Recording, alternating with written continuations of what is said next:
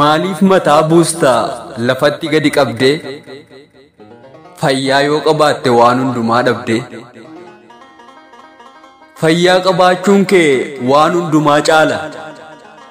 qabeenya dhabuun kee sittin tahin balaa qabeenyi fixeensaa har'uma argamee bor immoo dhabama har'na namatti ajamtus bor namni sitti ajama